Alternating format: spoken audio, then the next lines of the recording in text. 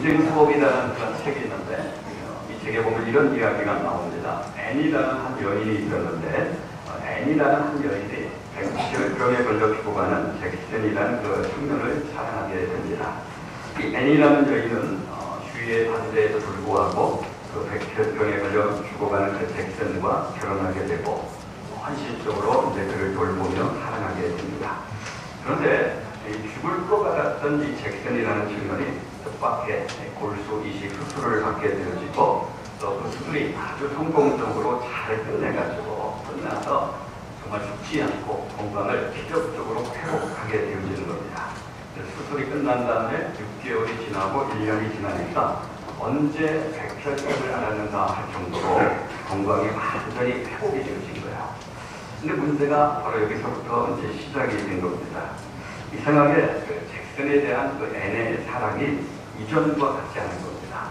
그 청년을 향한 이 앤의 열정이 많이 식어져 간 겁니다. 결국 이 앤이라는 여인은 이런 문제 때문에 고민하다가 상담을 받게 되어지는데 그 상담을 통해서 자신의 문제가 무엇인지를 발견하게 되어집니다. 자신의 문제는 이 절박한 상황에서는 목숨 걸고 살아나지만 오래 지속되는 일상적인 생활에서는 사랑할 수 있는 그런 능력을 배우지 못하는 것이 자신의 문제인 것을 발견하게 되어지죠. 그래서 이 여인은 상담을 받고 그런 고백을 합니다. 나는 잭슨의 삶이 끝나가는 시점에 나타나 그의 곁을 지키는 영웅적인 여인이 되는 것과 그가 살아나게 되었을 때 매일의 삶 속에서 그의 아내로서 살아가는 것이 얼마나 다른지 비로소 깨닫게 되었습니다. 라는 그런 고백을 합니다. 여러분들 너무 중요한 이야기입니다. 이 이야기는 너무 중요한 이야기예요. 그럼 이런 일이 우리 신앙생활에도 그대로 나타날 수가 있습니다. 여러분들에게 한번 질문 하나 드릴게요. 어느 쪽이 더 힘들까요? 절박한 상황에서 영적으로 순교하는 것과 절박하고 긴급한 상황에서 영적으로 한번 순교하는 것과 매일의 삶 속에서 하나님의 말씀 앞에 순종하며 사는 것, 어느 쪽이 더 힘들다고 그런 생각하십니까? 케이스마다 다르겠지만 어떤 면에서 보면 정말 절박한 상황에서 한번 딱 순교하는 것보다 매일매일 삶 속에서 하나님의 말씀 앞에 순종하며 사는 것이 더 힘들 수 있다는 것을 우리가 생각할 필요가 있습니다. 그럼 우리가 잘 아는 안희승 여자 있죠? 죽으면 살리라, 죽으면 죽으리라 그런 책을 썼는데 그 죽으면 죽으리라 라는 그런 책에 보면 이런 말이 있어요. 아니 하나님 어쩌자고 순교하지도 못하게 하시고 날마다 이런 고생을 하게 만드십니까? 그런 얘기를 해요. 본인은 한번 딱 순교하고 싶은데 순교하지 못하도록 하나님께서 만드시고 날마다 고생하게 만든다는 거예요. 그러니까 하나님 앞에 따지는 거예요. 어쩌자고 순교도 못하게 하시고 날마다 이런 고생을 당하면서 살게 만드십니까? 그런 어떤 가설을 하나님 앞에 풀어놓는 겁니다. 그럼 무슨 말입니까? 단 한 번에 영웅적인 삶보다는 평범하지만 매일매일 삶 속에서 신앙생활을 잘하면서 사는 것, 말씀 앞에 순종하면서 사는 것이 그만큼 더 힘들고 어렵다는 그런 어떤 이야기입니다. 그래서 오늘은요, 예배에 대한 주제를 우리가 계속해서 살펴봤는데 이 예배와 날마다 우리 삶이 어떤 연관을 갖고 있는지 이 본문을 통해서 같이 보기 원하는데요. 노마다 12장, 오늘 본문이 노마다 12장인데 이전에 제가 5예배 때 노마다를 상당히 오랫동안 설교한 적이 있죠. 노마다를 크게 두 부분으로 나눌 수 있다고 했어요. 1장에서 11장까지.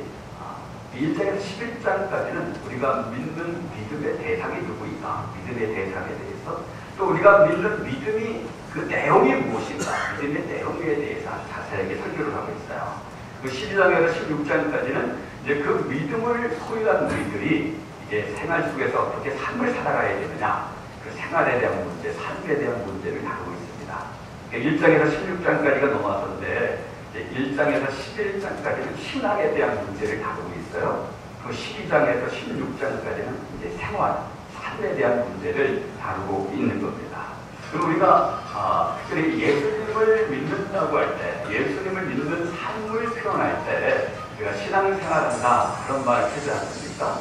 그러니까 예수님을 믿는 삶을 가리켜서 우리가 지금 신앙생활하고 있다 그런 얘기를 해요. 근데 여러분들 그 말을 우리가 곱씹어 보면 곱씹어 볼수록 상당히 중요한 말이에요. 신앙생활을 하고 있다. 이게 무슨 말입니까, 여러분들? 이 신앙과 생활은 빼야 뺄 수 없는 깊은 관계를 갖고 있다는 거예요. 동전의 양면처럼 신앙 따로 생활 따로 절대 그런 건 있을 수가 없어요. 신앙은 생활 속에서 열매로 드러날 수밖에 없는 겁니다. 우리의 신앙은 그죠? 신앙만 따로 이렇게 딱 숨겨져 있는 것이 아니라 매일매일 우리의 삶 속에서 우리의 생활 속에서 내가 갖고 있는 신앙의 실체가 드러날 수밖에 없는 거예요. 이게 따로따로 놀면 이거 잘못된 겁니다. 어느 하나만 있으면 안 돼요. 신앙과 생활이 함께 갈 때 그것이 온전한 삶을 이루어갈 수 있는 거죠. 가끔 가다가 우리가 그런 말을 할 때가 있어요. 저 사람 참 신앙은 좋은데 삶은 좀 그래. 신앙은 참 좋게 보이는데 이 삶은 좀 엉망인 것 같아. 그런 말을 하는데 그건 틀린 말이에요. 신앙이 좋으면 삶도 좋을 수밖에 없는 거예요. 신앙에 바르면 그 생활도 바를 수밖에 없는 겁니다. 왜냐하면 신앙은 생활 속에 분명히 열매로 드러날 수밖에 없기 때문에 그런 겁니다. 왜 그런지 그 이유를 오늘 바울이 본문에서 이야기하고 있어요. 오늘 본문에 보면 바울이 영적 예배에 대해서 이야기하고 있습니다. 그럼 1절 말씀 한번 볼까요? 1절 말씀 보면 그러므로 형제들아 내가 하나님의 모든 자비하심으로 너희를 권하노니 너희 몸을 하나님이 기뻐하시는 거룩한 산 제물로 드리라. 이는 너희가 드릴 영적 예배리라. 여기 보면 1절이 어떻게 시작되어지면 내가 하나님의 자비하심으로 너희들을 권한다. 이런 말로 시작이 되어져요. 하나님의 자비하심으로 너희들을 권한다. 근데 하나님의 자비하심으로 너희를 권한다. 이 말이 참 우리 마음에 와닿는 그런 구절이 될 수 있어요. 여러분 한번 생각해 보세요. 만약에 내가 모든 걸 다 알고 있어요. 어떻게 살아야 되는지도 알고 무엇을 해야 될지도 알고 하여튼 신앙의 전반적인 지식을 내가 다 알고 있어요. 또 나는 또 그렇게 살고 있어요. 내가 알고 있고 아는 그대로 살고 있어요.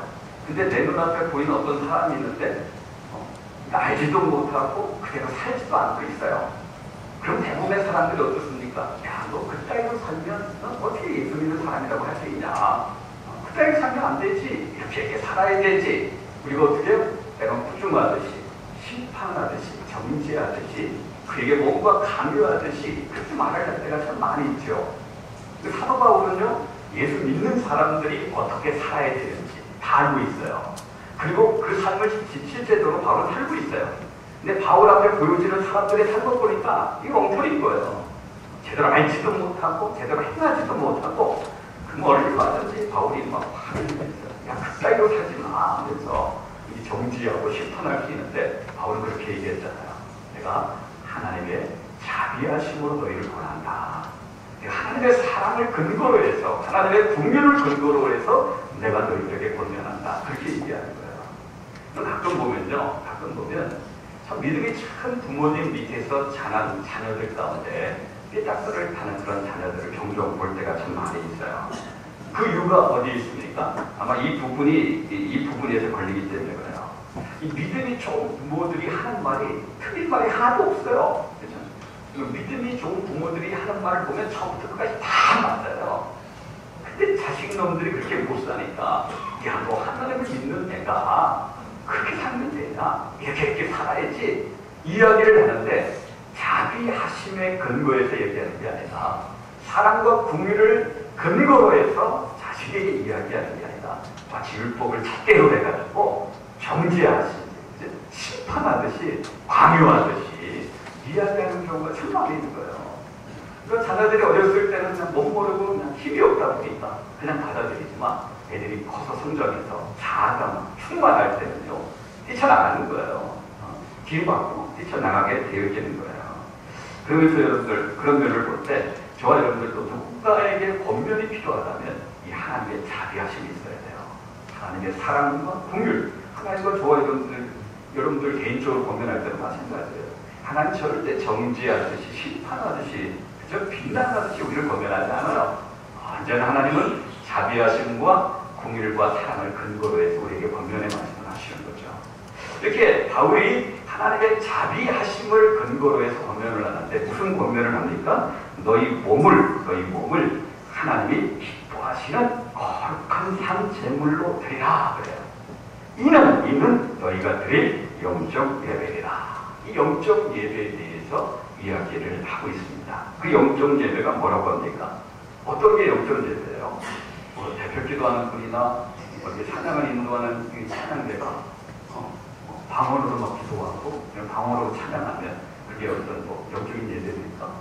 갑자기 여러분들이 눈이 확 흘려서 우리 교회 안에 막 이 방대상 양옆에 천사가 화영검을 딱 들고 딱 서 있는 거, 그걸 여러분들이 보거나 뭔가 이 막 엑스타시, 황홀병에 빠지는 그런 체험을 하거나 우리 안에서 알 수 없는 뜨거운 그런 어떤 영적인 에너지가 막 솟아나는 그런 것들을 체험할 때 그게 영적인 예배입니다.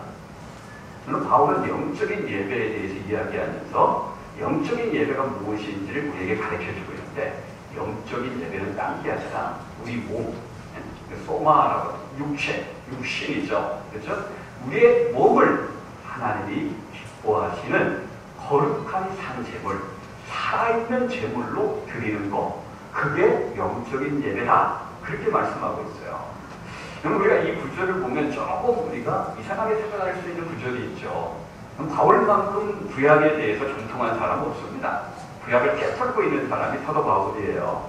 저와 여러분들이 바울만큼 구약을 아는 그런 지식이 없다 할지라도요, 이 구약에 대해서 어느 정도에 대한 지식이 있다면 이 살아있는 제물, 이 단어 자체가 좀 모순이 된다라고 생각할 수 있을 겁니다.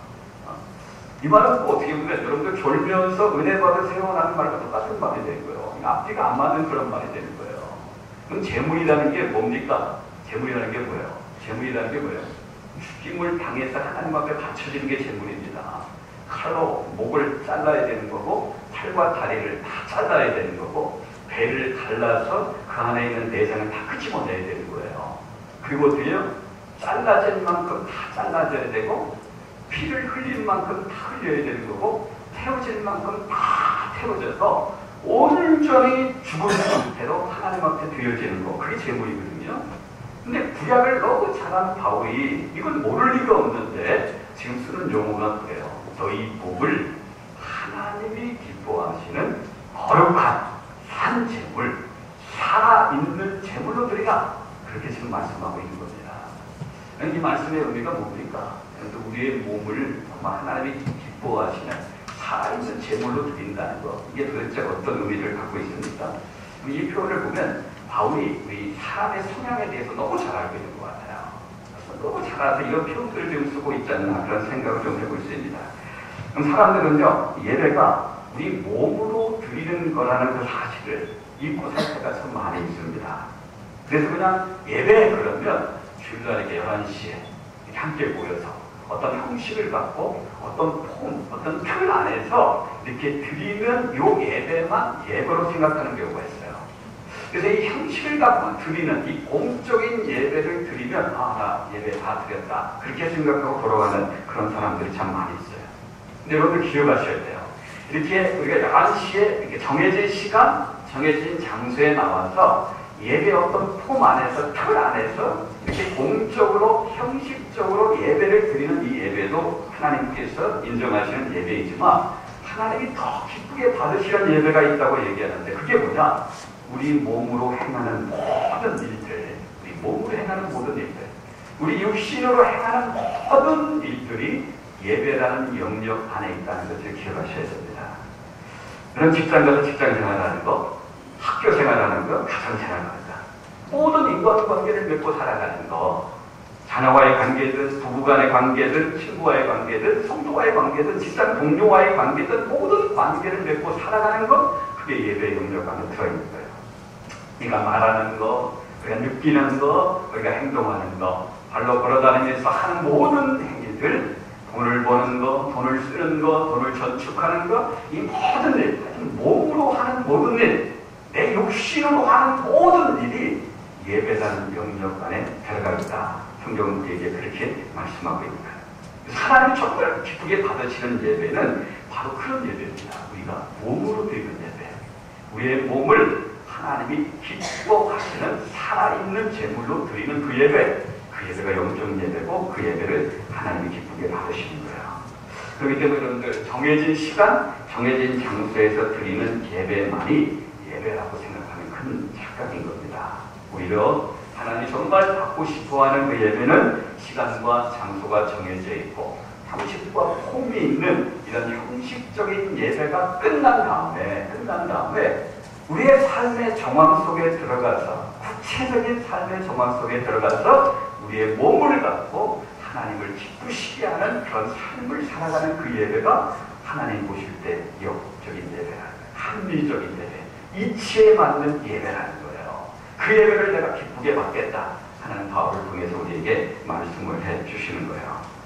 만약 이런 삶의 예배가 없다면요, 우리가 주일날 모여서 이제 공적인 예배, 형식적인 어떤 예배를 드리는 이 예배가 자칫 잘못하면 외식과 위선에 빠질 수 있다는 것을 우리가 늘 잊지 마셔야 됩니다. 하나님께서 이사야 선지자를 통해서 통탄했던 이유가 바로 여기에 있는 겁니다. 이사야서 1장 11절, 12절, 13절 말씀 한번 보세요. 여호와께서 말씀하시되 너희의 무수한 재물이 내게 무엇이 유익하뇨? 나는 수장의 번제와 살찐 짐승의 기름에 배불렀고 나는 소송아지나 어린 양이나 숫변소의 피를 기뻐하지 아니하노라. 내가 내 앞에 보이러 오니 이것을 누가 너희에게 요구하였느냐? 내 마당만 밟을 뿐이다. 헛된 재물을 다시 가져오지 말라. 분양은 나의 가증히 여기는 바요 월삭과 안식일과 대회로 모이는 것도 그리하니 성애와 울로 악을 행하는 것을 내가 견디지 못하겠느라. 하나님께서 어떻게 보면 아주 극단적인 표현만 골라서 하시는 것 같아요. 내가 너희들의 예배를 기뻐하지 않겠다. 헛된 재물 다시는 가져오지 말아라. 난 너희들이 성애와 더불어 악을 행하는 것, 예배를 드리는 것과 더불어 악을 행하는 것을 내가 도무지 견디지 못하겠다. 그렇게 지금 말씀하고 있는 거예요.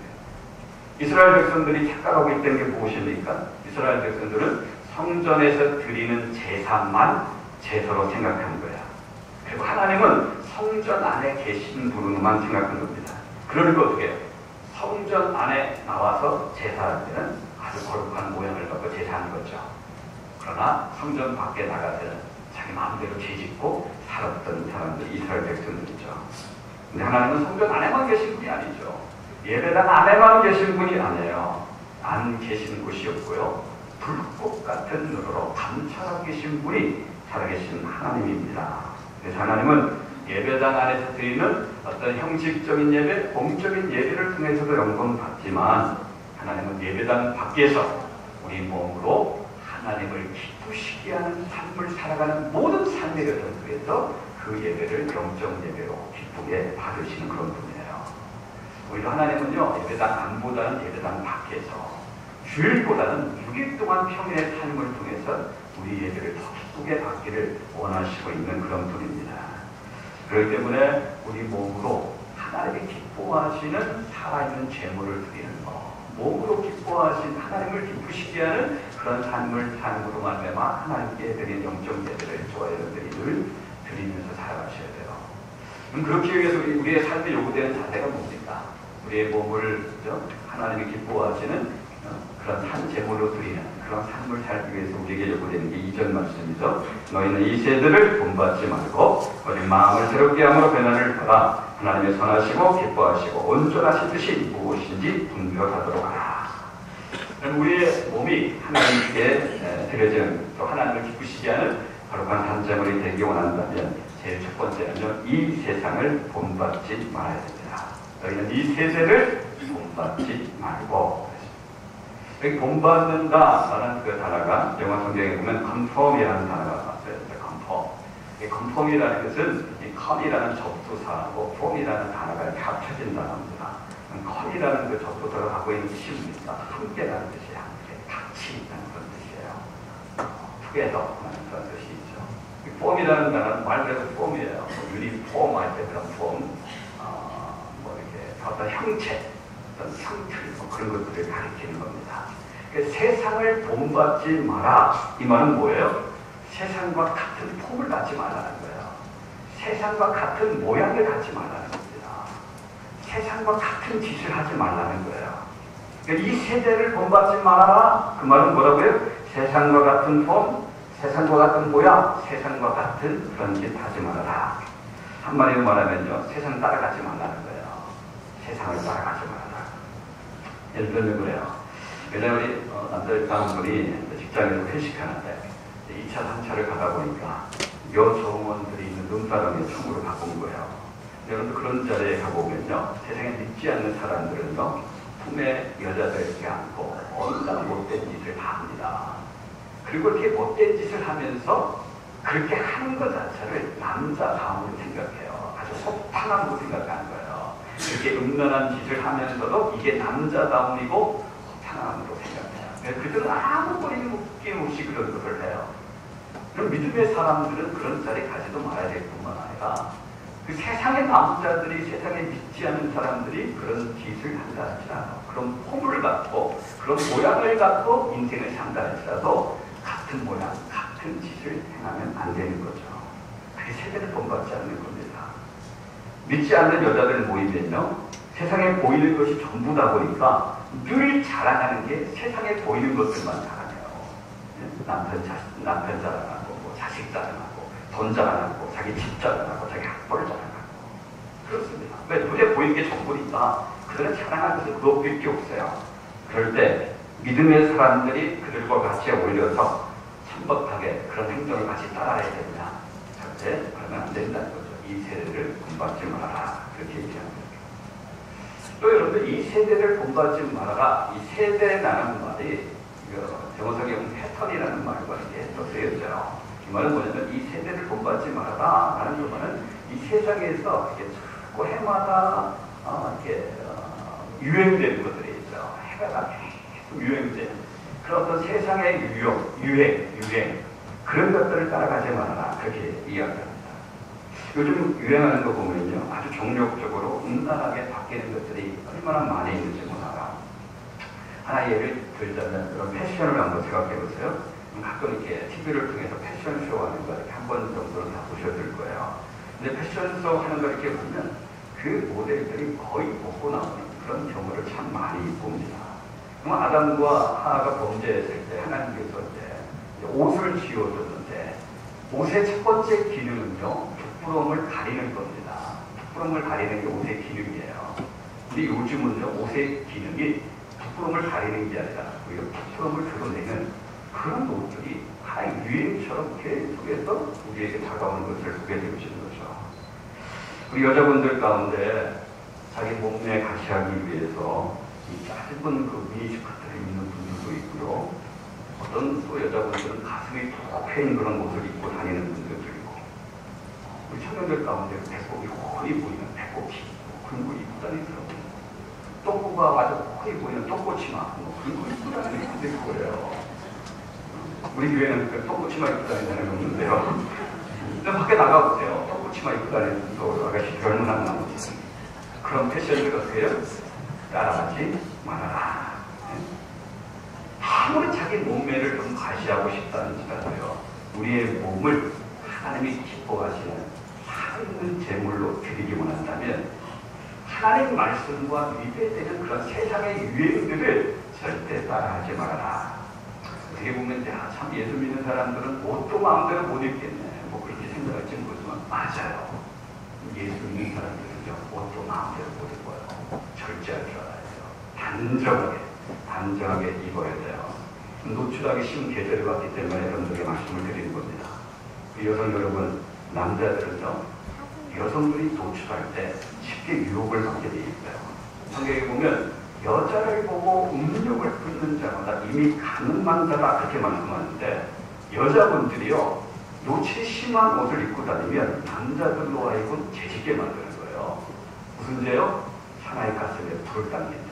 방화죄를 지게 만드는 겁니다. 여러분, 소자 한 사람 실족시켜도 그 소자 그 목에 연자 맷돌을 걸고 꽉히는 거와 똑같다고 얘기하셨어요. 소자 한 사람 실족시켜도 그 소자 곳에 연자 맷돌 메고 꽉히는 거와 똑같은데, 많은 남자들로 하여금 그런 간음죄를 저지르게 하는 그 죄는 심각한 죄인 겁니다. 심각한 죄인 거예요. 그럼 단지 그런 것만 이야기하는 게 아니라 요즘 세상에서 유행처럼 번지는 그런 어떤 모습들이 있어요. 그걸 따라하지 말라는 거예요. 요즘 사교육열풍 장난 아닙니다. 조기 유아열풍 장난 아니고요. 요즘 젊은이들 할 수만 있다면 늦게 결혼하려고 해요. 그리고 막 혼자 살려고, 결혼만 피하고 혼자 살려고 하고요. 결혼해도 아기 안 낳으려고 합니다. 이게 하나님 말씀을 따라가는 모습들이 아니죠. 그런 거 따라하지 말라 그렇게 말씀하는 거예요. 그런 삶은요 세상을 본받는 삶이에요. 그런 거 따라하는 것은 이 세대를 본받는 삶이에요. 그런 거 따라하지 말아라. 그럴 때 우리의 몸이 하나님을 기쁘시게 하는 거룩한 단체물이 되는 거예요. 영적 예배가 되는 겁니다. 두 번째로 뭐라고 합니까? 마음을 새롭게 함으로 변화를 받아라. 마음을 새롭게 함으로 변화를 받아라.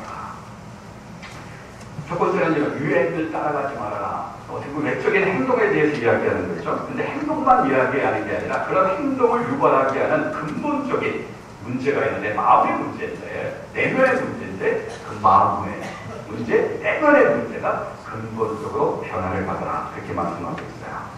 그러니까 여러분들 외적으로 세상의 어떤 유행이나 모양을 따라하지 않을 뿐만 아니라 더 중요한 것은요 마음까지, 내면까지도 세상 사람들과 같아지면 안 된다. 성경은 그렇게 이야기하고 있는 겁니다. 그럼 세상을 본받지 않기 위해서는 무엇보다 마음의 변화가 있어야 됩니다. 내면이 하나님보다 새롭게 변화를 입어야 되는 거예요. 그럴 때 세상을 본받지 않게 되는 겁니다. 오늘날요 가장 심각한 문제 중에 한 가지가 뭐냐면 신자들이요 주일이 되면 그냥 찬송가 들고 교회에 오는 거, 밥 먹을 때 기도하는 거 말고는 세상에 믿지 않는 자들과 별반 다를 바가 없는 거. 이게 오늘날 아주 심각한 문제 중에 한 가지예요. 그럼 왜 그렇습니까? 왜 그래요? 마음의 변화가 없기 때문에. 내면의 근본적인 변화가 없기 때문에 그런 겁니다. 오늘 이 자리에 나와서 예배하는 우리나 지금 뭐 절에 가서 부처님 앞에서 연부를 하는 그들과 우리의 차이는요 다른 거 없어요. 우리는 예배 시간 돼서 교회 나와서 예배 드리고 있다는 거고 그들은 어떻게 지금 부처 앞에 가서 연부를 드리고 있다는 그 차이만 있을 뿐이지 내면은 아무런 차이가 없어요. 이게 심각한 문제예요.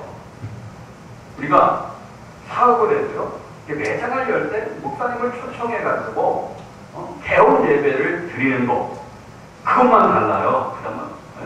그 다음부터 믿지 않는 사람과 똑같은 목적을 향해서 똑같은 방식으로 사업을 하는 겁니다. 자녀들을 위해서도 마찬가지예요. 불교에서도 기도를 하죠. 그러니까 자녀들을 위해서 기독교인과 불교를 믿는 사람의 차이는 뭐냐면 기독교인들은 하나님 앞에 나와서 우리 자녀들 잘 되게 해달라고 기도하는 거고 불교를 믿는 사람은 부처 앞에 가서 우리 자녀들 잘 되게 해달라는 기도하는 거죠.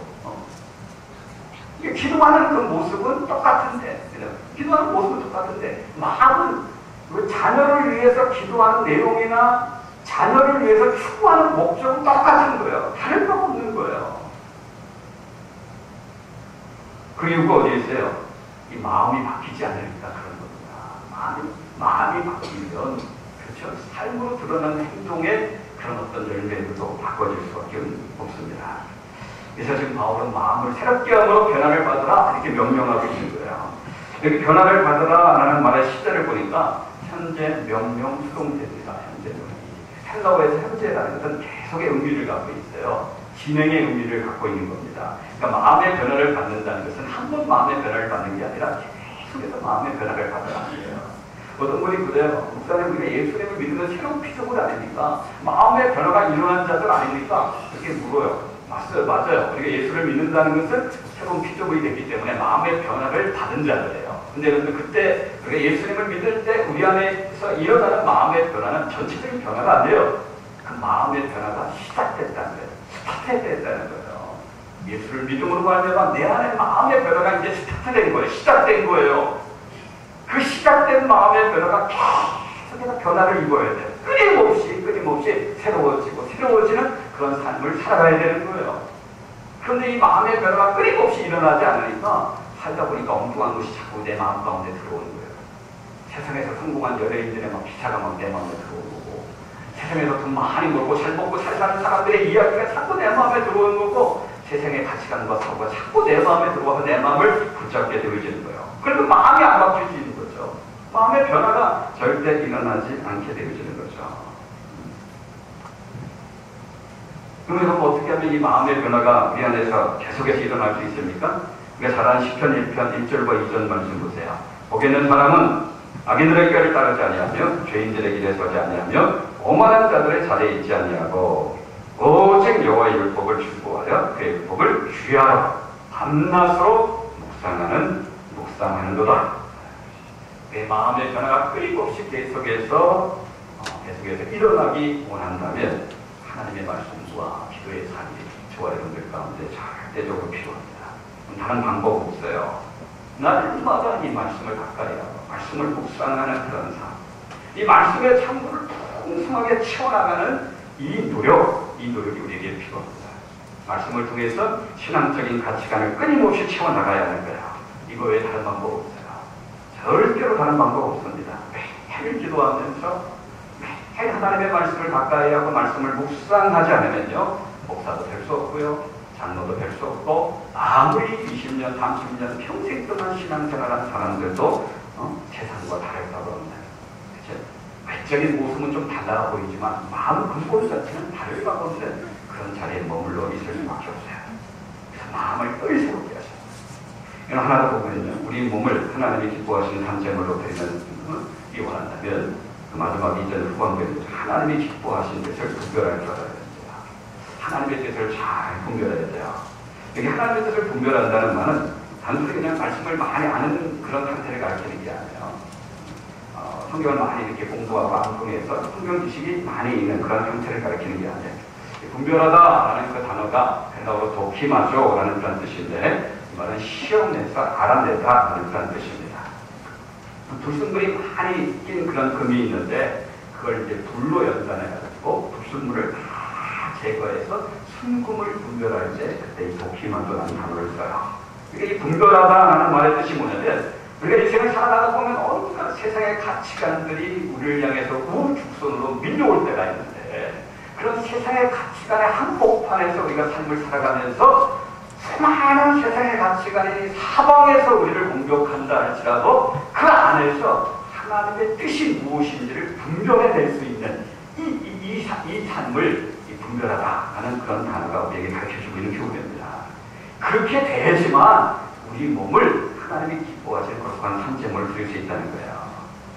제가 지난주에도 말씀드렸죠. 오늘도 잠깐 말씀드렸지만 요즘 유행 중에 하나가 뭐냐면 아이 안 낳는 거 아닙니까? 똑똑해 보이는 그런 부부들은요, 아이가 잘 안 낳으려고 해요. 세상 물정 모르는 순진한 사람들은 아이를 좀 많이 낳죠. 근데 여러분들 아이를 많이 낳지 않은 이유가 어디에 있어요? 대부분이 그 이유가 양육비 때문에 그렇습니다. 양육비가 많이 드니까 하나만 낳아서 잘 기르자.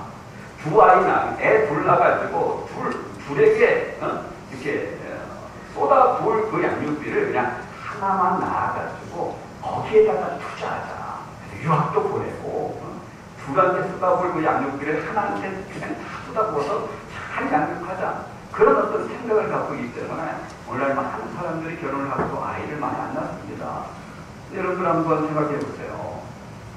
정말 두 아이한테 들어갈 그 양육비를 한 아이한테 쏟아부으면 그 한 아이가 잘 자랍니까?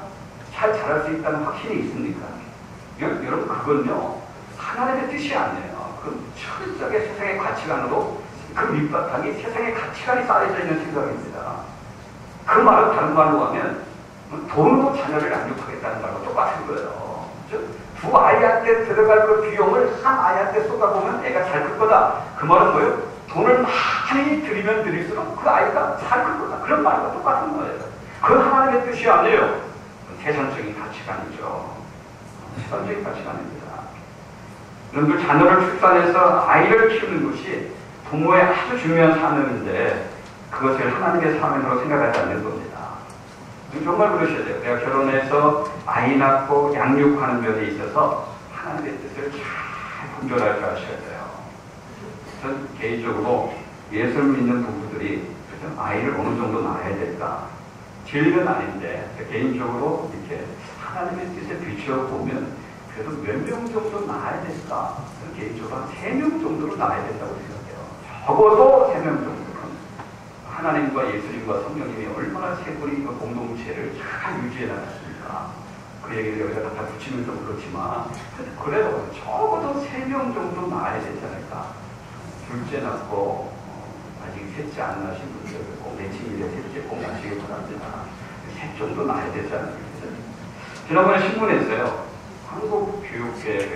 한국교육의 열풍이라는 주제를 갖고 특집으로 다른 것을 읽은 적이 있는데 특히 그 조기 유학의 문제를 아주 심각하게 다루는 그런 글을 읽은 적이 있어요.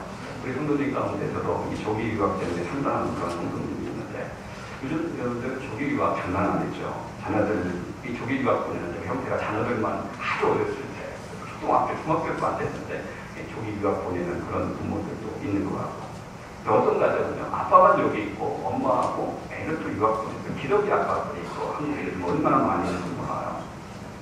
그런 부분에 있어도 절대 세상 사람 따라가면 안 됩니다. 이 문제에 대해서 아주 분명하게 하나님의 뜻을 분별할 줄 아셔야 돼요. 하나님의 뜻을 분별하고 결정하셔야 돼요. 물론 어떤 분은 그렇게 얘기해요. 조기 유학 보내가지고 우리 자녀들을 국제적인 감각을 갖고 있는 자녀, 국제적인 실력을 갖고 있는 그런 자녀로 잘 양육해서 나중에 세계를 위해서 하나님 나라를 위해서 귀하게 쓰임받게 할 것이다. 그런 생각을 갖고 조기 유학 보내시는 분들도 있어요.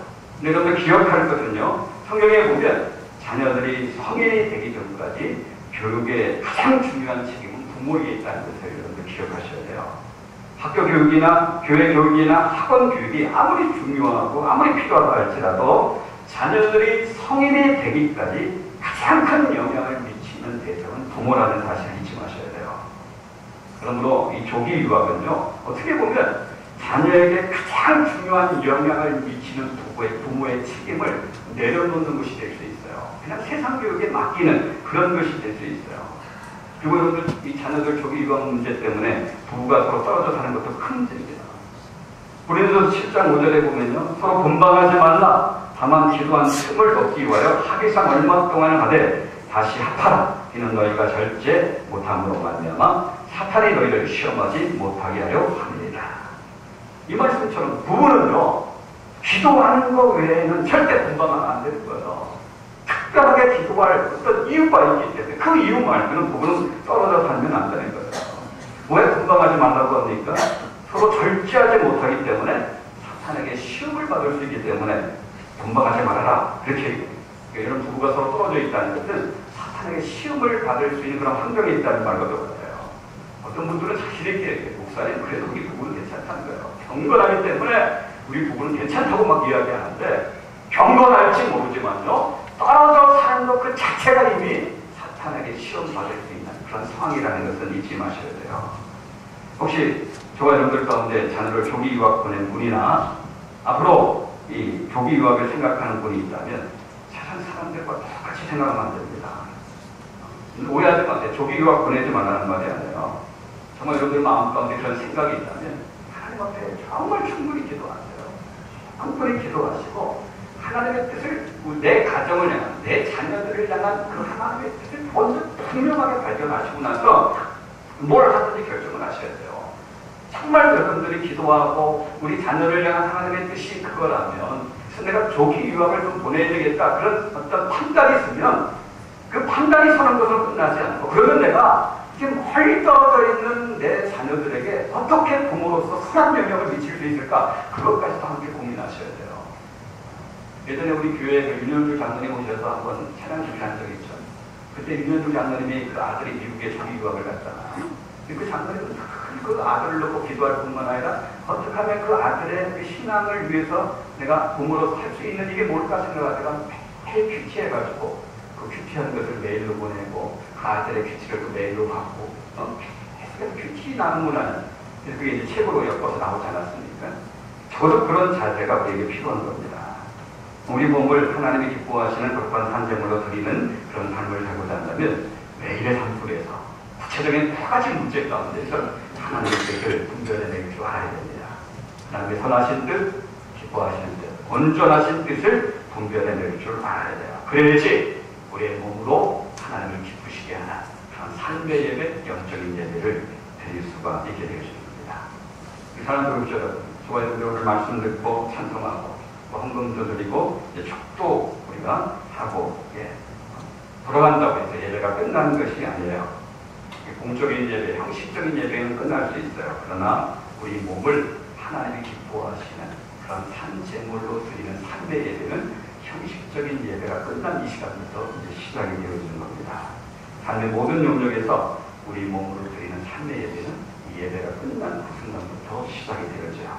정말 한 주간 이 세대를 정말 본받지 않고 말씀과 기도로 예배를 통해 우리의 마음을 가게 새롭게 하고 모든 영역에서 하나님의 선하시고 기뻐하시고 온전하신 뜻이 무엇인지 잘 분별해서 또 그 뜻 앞에 순종하는 그런 삶으로 다음 주에 정말 이 형식 예배의 자리, 이 공적인 예배의 자리에 나오실 때는 한 주간의 삶의 예배에서 승리한 그런 모습으로 이 공적인 예배에 나오시는 주의 은혜 되시기를 주님의 이름으로 축원합니다. 기도하겠습니다.